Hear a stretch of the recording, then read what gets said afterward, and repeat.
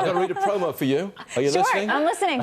5 o'clock tomorrow morning. You've got to tune in. Lawrence, Sandra, Nicole, 5 a.m. Eastern Time for Wake up. FBN AM. It's a great show. Yes. I watch it every morning. It's a great show. We set up the Back to President Obama's climate crusade. Tough new regulations on power plants are coming. In all probability.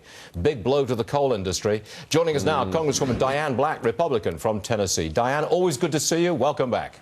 It's great to be with you, Stuart. Thank you for having me. We're both smiling, but you know, the truth is, you can't do anything about these regulations. They are going to pass. It's executive order. It's an EPA rule. There's nothing you in Congress can do, is there, really?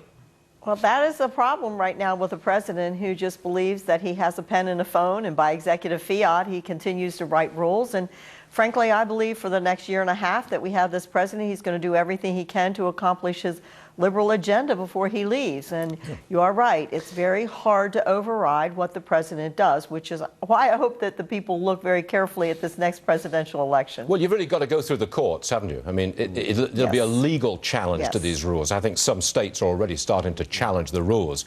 But really, you guys are on the sidelines in Congress. That's very unfortunate. I guess the only price that the president will pay will be a political price that the Democrats will pay some way down the road. Maybe. That's it. But it's really the people that are going to pay, Stuart. You talked about this, and so did your other hosts, that it is the people at the lower end of the income brackets that are going to be hurt most by these decisions that are made. And frankly, we've got some coal-fired plants here in the state of Tennessee, and they spent almost $1 billion coming up to the highest standard that currently is there. And if this is done, there's a chance that we'll lose jobs here in our community. That the cost of the fuel is going to go up, certainly heating costs will go up. So it's the American people that really suffer under this president.